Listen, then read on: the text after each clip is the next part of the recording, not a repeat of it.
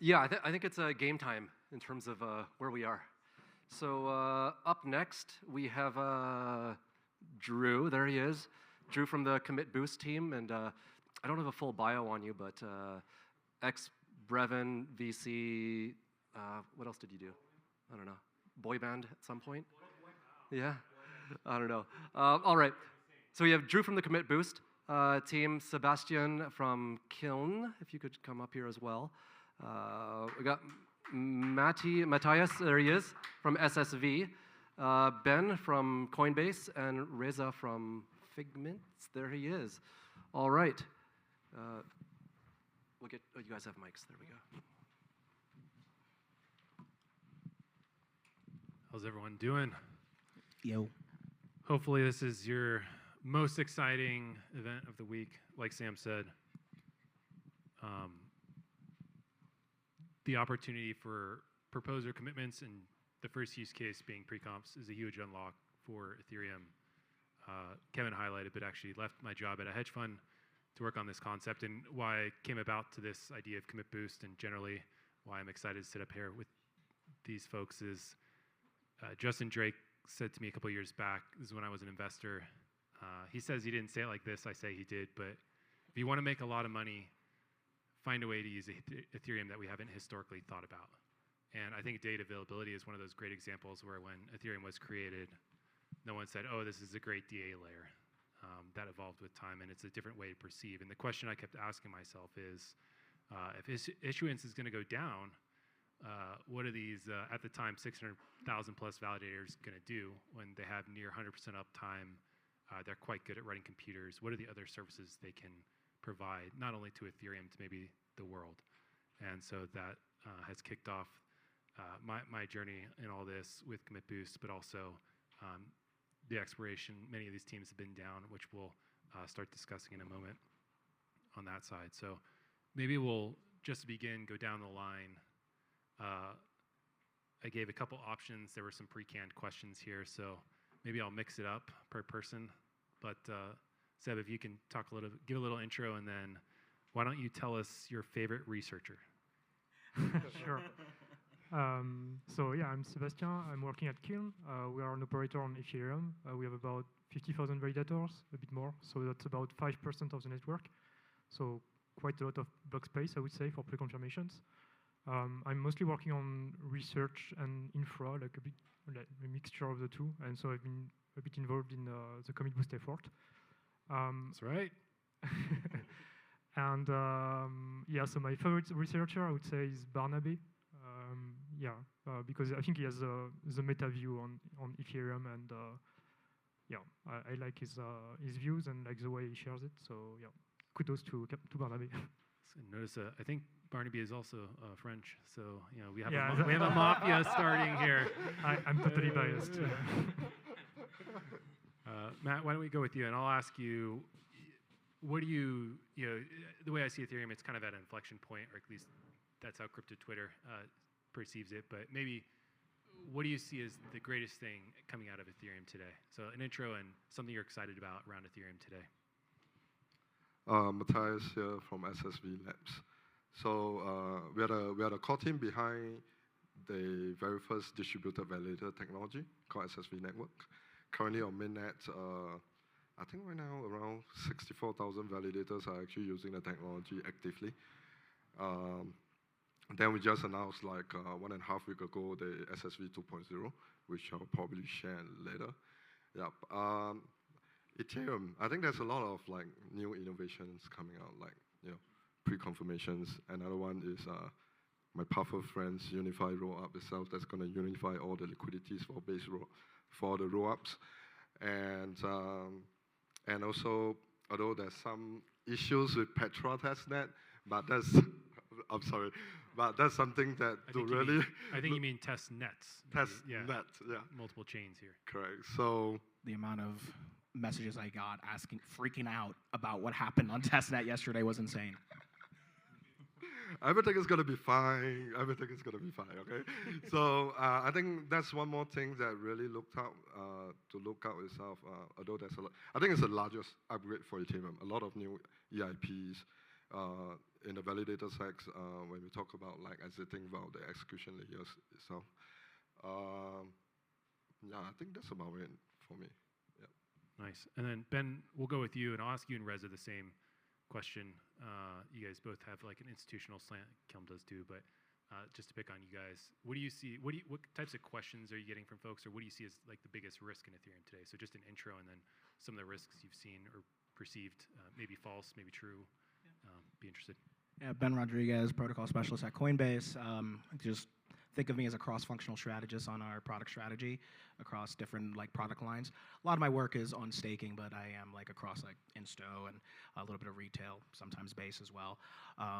You know, and I also work or try to work externally with protocols and protocol teams and stuff like that. Try to work with like Drew on like, you know, stuff that maybe Coinbase may need when it comes to like running commit boosts. And, you know, this has been a long conversation that we've been having. I promise we're trying to make progress. In terms of, so I don't know if this is from like the, I have a couple of ways that I could answer that question in terms of like risks to Ethereum, right? I could talk from like maybe like an Insto perspective, but I think just a general perspective in general, right? Like, not to get on a soapbox or anything like that, so I'll talk more about Ethereum specific and then more maybe crypto specific, right? I'll start with crypto specific. We don't do enough to make, like denounce all the, excuse my language, bullshit that's happening throughout the ecosystem.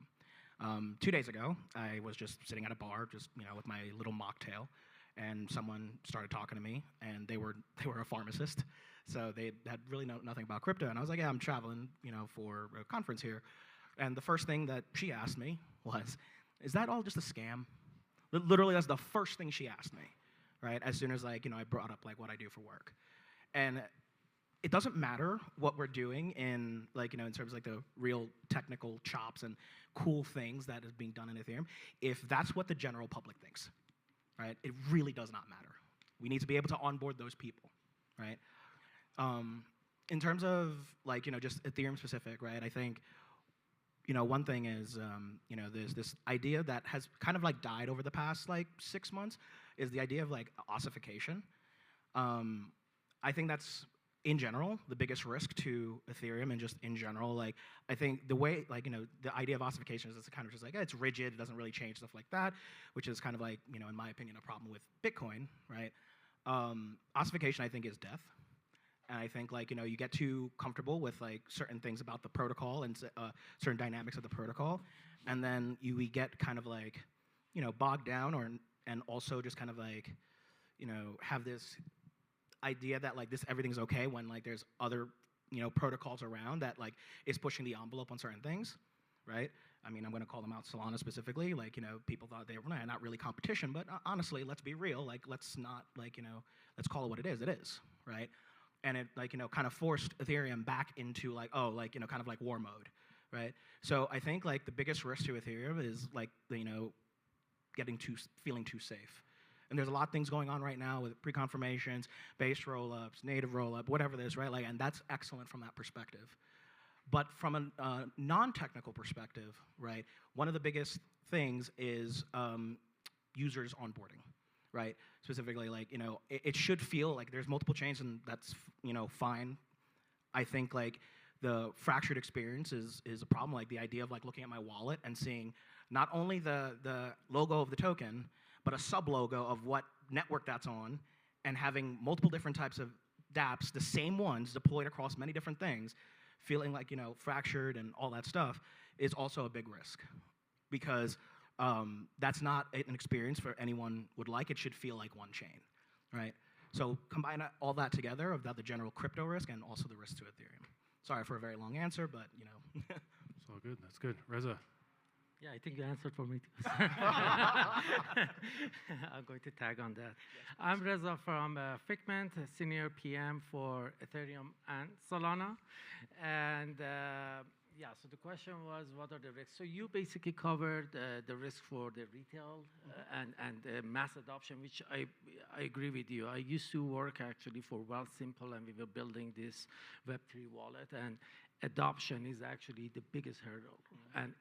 And that was like a few years ago, and still it is, the problem is there. I mean, the best experience is no experience in that sense. You want to be onboarded have the wallet and transact with it and reach your end goal without, needing to understand all these underlying, basically, tech, right? I want to talk about institutions because that's our main focus at Figment.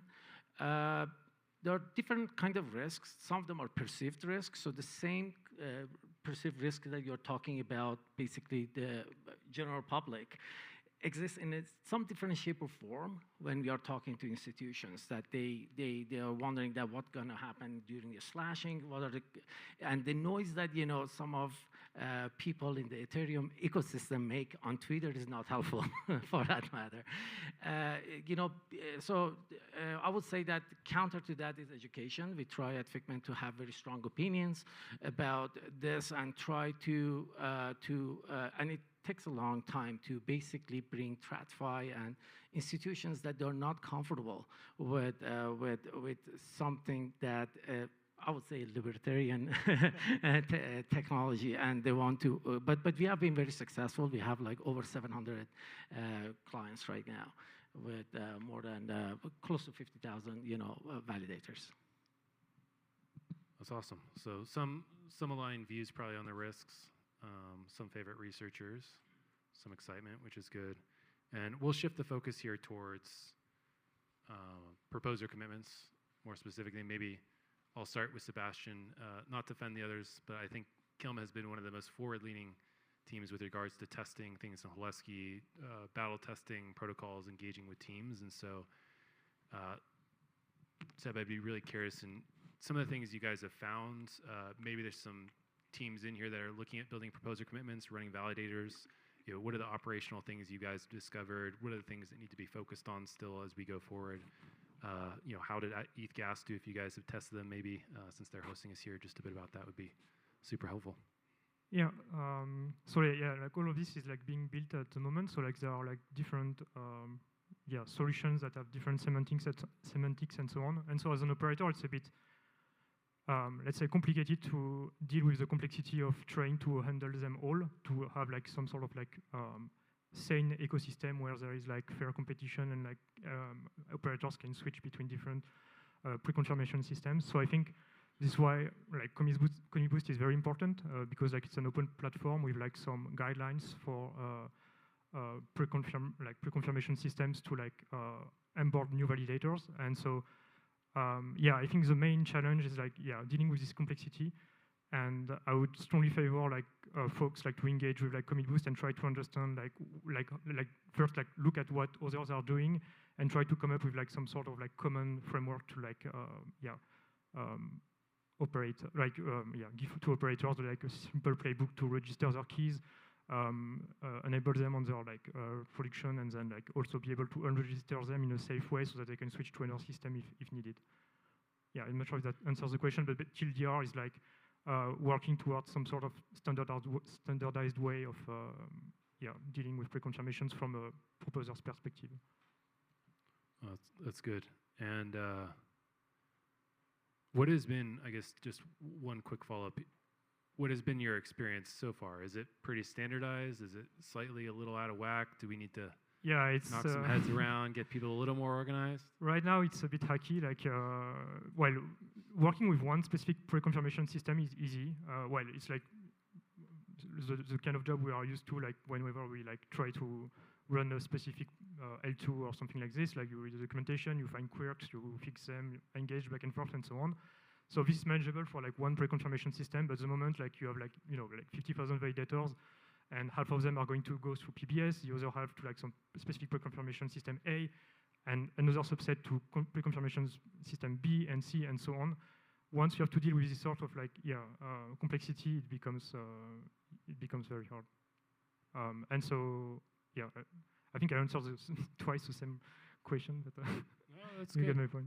That's good. And maybe I'll go to you, Reza. I think, like you said, your clients are generally institutions. I can't imagine many of them are demanding pre-confirmations be run right now. But maybe that's shifting a bit. And so you guys have alternative priorities, all these things you're working through. I would be curious in what moves the needle for clients like you guys, for Figment, to start onboarding these types of protocols, whether it's ETHGas or the others that are out there, and just kind of things you all think through? You use the term competing priorities, right? Okay, payback time, I guess. Yeah, so for us, actually, we have initiated a lot of conversations around pre-confirmations already.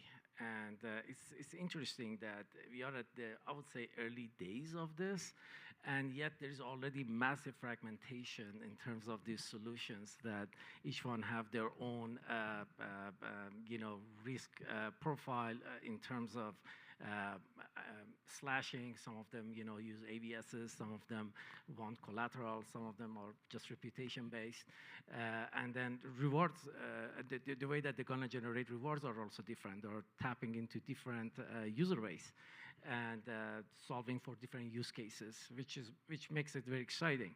But that also means that, as Seb mentioned, it is the fragmentation poses a lot of challenge for validators like us.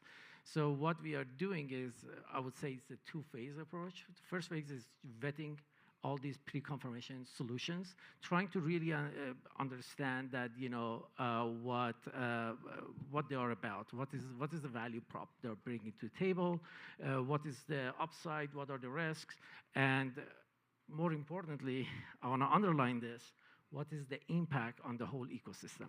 Because if there is an end game, what that end game is going to entail is very important.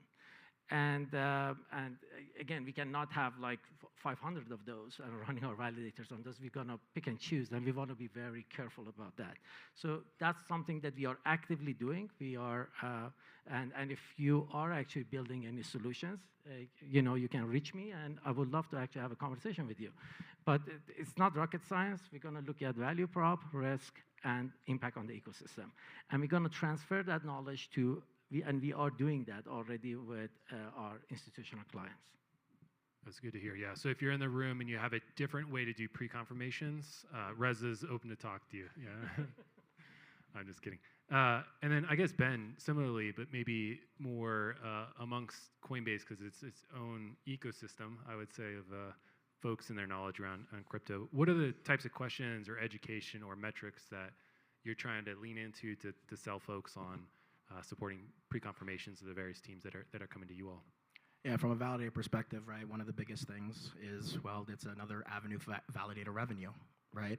And that's, as like the staking ecosystem starts to continue to maturize, and thinking about like staked ETH ETFs, for example, coming down the pipeline, probably coming down the pipeline much faster than we expect now because of the new, at least, regime in the US, it's one of those things where it's like, okay, well, technically, if you have that much stake going online, right, APY is going to go down, right? So people are going to look for potentially ways to increase validator revenue and just revenue and from staking in general, right?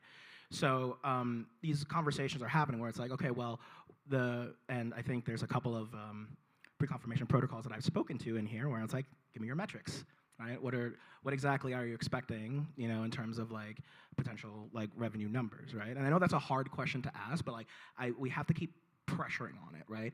The concept here is that, like, again, there's going to be probably a lot of pre-confirmation protocols. We can't support all of them. Operationally, very complex and intensive, right? So understanding what that value prop is very, very important. And because we're we're so early in the stages, right? Education is a very big thing, right? Not just like internally, but externally. Internally at Coinbase, I have to we have the discussion many times, right? My product team, the security team, the legal team, right? And I have to continuously have these conversations with them around competing priorities, right? And so I've been having like one-on-one conversations with the various folks that need to have these conversations. And then once we get to a specific point where there's a strategy, which internally we have like an idea of what that strategy might look like, then it becomes a question of like, okay, the demand specifically on it, right? And that is where metrics come in, but also where institutions need to understand what the hell is going on, right? A lot of institutions are probably not crypto native, right? And the idea is that they kind of lean on maybe the Figments of the world and the Coinbases of the world to understand what's coming down the pipeline, what's important for them, right? To look into, and that requires a front-facing education strategy as well. So it's a combination of all these things, which is why it's a little bit, at least from the Coinbase perspective, a little bit slow moving. I'm sorry, Drew, but but that's one of those are the big rocks for that. Yeah, and I think it's important for it came from large. I worked at Goldman and then Brevin. Brevin was the smallest company I worked at, is 1,000 people. And the thing to think about these big organizations, they're kind of, hate to use the term, but kind of like warships. And so it takes a lot to move the boat, but when the boat moves, there's waves. And so it just takes time. And the fact that Ben's even here, Rez is here, Kilm is here, SSV, the top validators are even in the room, means we've made quite a bit of progress versus where we were a year ago, which is a positive. And I'll go to Matt. You guys have a unique technology in the sense of DVT. I'd be curious, were there any kind of unique value props in how you guys think about preconfs? I know you guys have kind of this based app thesis you're working towards, and I think you target generally solo stakers or smaller group clusters of stakers, things like that may not be through institutional providers. And just kind of curious if you see some unique value props or different ways you guys view it that you'd want to share. I think in terms of institutions, I've been chasing this tool for a while right now. Another person I have to apologize to. All right, anyway. Oh, Ben is here. All right, so I think over at our site itself, we come with DVT itself is very much towards the security side of things for validators. It's not new, so I will not go too much into it. And like what Ben just mentioned, a few things that keep us busy itself is that Ben spoke about ETF and all this is now coming down. So when that amount come into stake, what is the APR going to be? That's a question mark. And whether it's sustainable itself, even for big institutions like them, machine costs.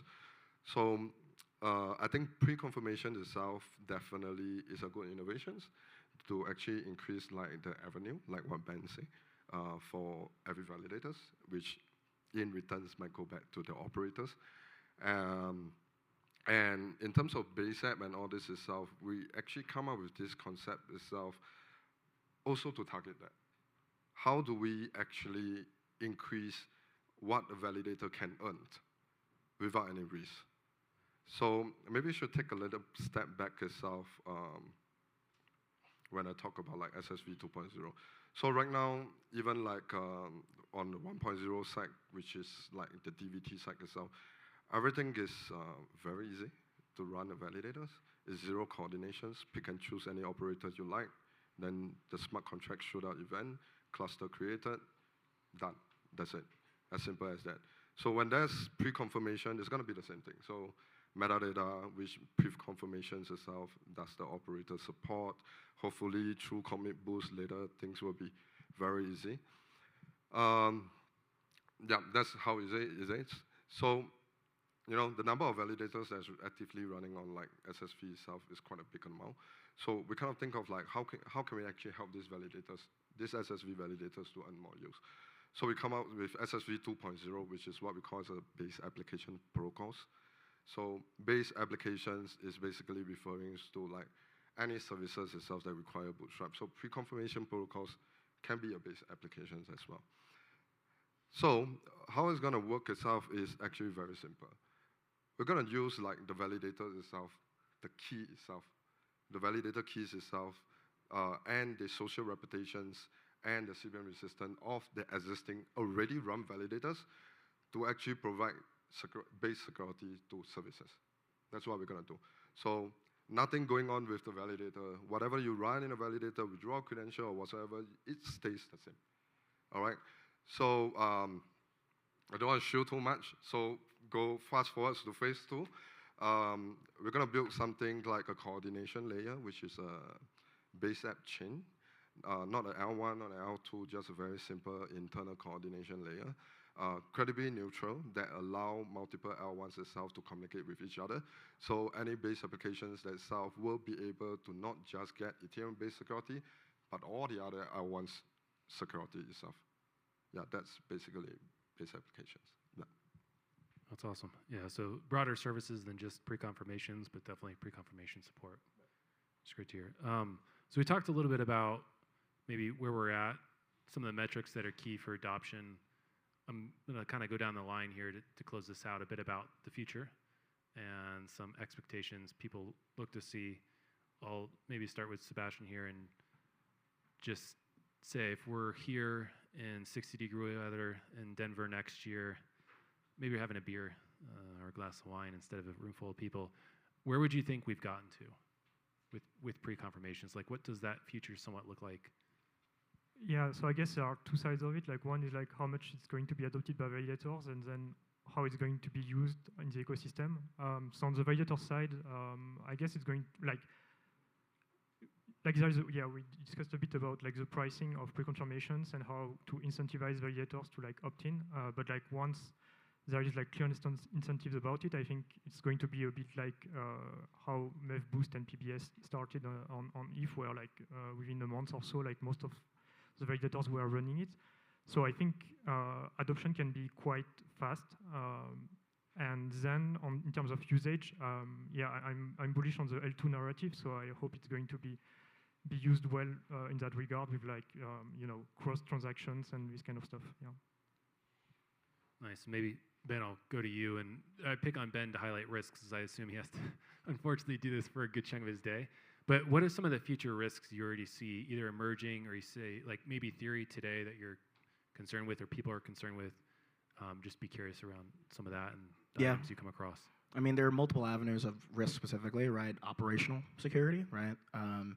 Operational risk, security risk. For example, whatever smart contract risk, if you're going to be using something like that, right? It needs to be audited, needs to be and the general adoption of smart contract-based things is still very, very low, right? So if there's pre-confirmation protocols that really rely heavily on smart contracts, that would be a potential issue, right? Operational risk, if there's going to be a bunch of them, it's not going to be 9 different sidecars that we're going to run, right? Which is hoping that commit boost, right, be able to provide this kind of this standard to which we could just plug in and then be okay, yeah, this pre-confirmation protocol and MEV boost, and then we're good to go, right? And there's also regulatory risk in general, right? Yeah, there's a lightening of the the stranglehold on crypto from the election stuff, but regardless, we can't just fuck around and find out. We have to make sure that we go and understand what this means from a regulatory perspective, and just general idea of education and adoption, right? I think people need to first really understand what the implications are, right? And then the other thing about the implications is, you mentioned this earlier, is that the overall health of the ecosystem, right? I think that's one of the biggest things that I think is still unanswered to me. Fast forward a year from now, let's say there's half the network is running pre-confs, right? What does that mean for the Ethereum ecosystem as a whole, right? So for example, we made strides with MEV, with MEV Boost and whatnot, but just to throw out a risk vector there is that there are two block builders are the ones that account for 90% of the blocks being built, right? Then that's a centralization risk right there. Obviously, there's movement towards decentralizing that or trying to figure that out, right? But with any new primitive pre-confirmations included, we need to understand the long-term implications of that as well. That's good. And then, Reza, I guess to kind of see the other side of the coin, if you will, what are the things that you see developing that are exciting that you expect to kind of play out in the next year? Maybe it's just making more money, but yeah, I'm curious on other things. That's what we're all here for. Yeah. Well, it's very exciting because I see this as a way, if it done properly, this is going to be paving the way for adoption, at least for certain type of use cases. With pre-confs, we might get these low-value, high-volume transactions like gaming that can be actually interesting to be happening on the L1, right? Or other types of use cases like maybe would be like a value prop for a pre-conf be like for traders specifically to be able to do like SAX-DEX transactions more securely and more reliably, right? So it can take different shapes of form that actually bring new users, net new users to the ecosystem. To me, that's very exciting, and I again, if it is done properly and we can, you mentioned that there could be some metrics to understand the health of it. There could be some malicious actors in the play to cause a slashing, cause harm to even the flow of the transactions. So for that matter, if we can prevent those and we can go properly and have a healthy network, this is going to be a game changer, in my opinion. Maybe Matt, and then we'll finish with one lightning question. Is DVT is unique in its tech, and so I'm just curious for the pre-conf networks or generally proposer commitments that are launching. Is there like one or two things they should absolutely keep in mind to make it more seamless for integration for your users, like things like that? I think the very important thing is please talk to Drew from Commit Boost. I mean, it's like every pre-confirmation protocols right now work very differently. Some want the master key, some want the validator key, this and that. Like what all the experts here say, we need a standardizations. We need it to work just like how NBV Boost is working right now, pointing to the endpoint and all this is how, which make it much more easy to integrate, or I would say ease of use as well. So yeah, please talk to Drew.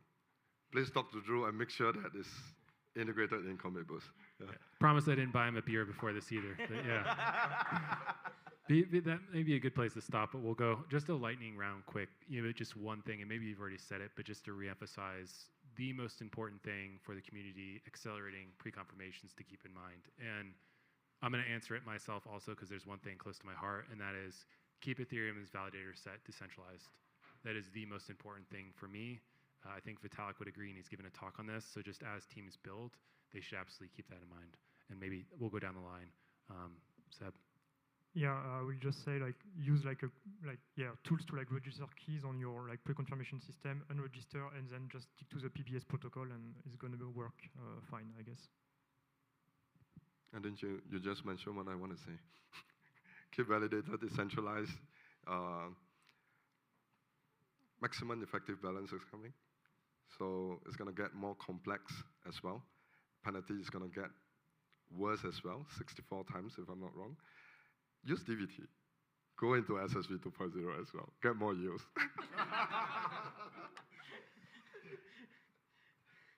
I will. So yes, I am from Coinbase, but believe it or not, I agree with Drew, and keep the validator set decentralized, right? I know Coinbase gets some slack, recently actually in terms of what our ETH penetration is, right?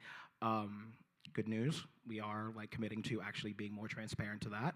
If you've seen on Twitter, our new VP of engineering in my organization, asked what would you like to see in terms of our metrics, more publicized and whatnot.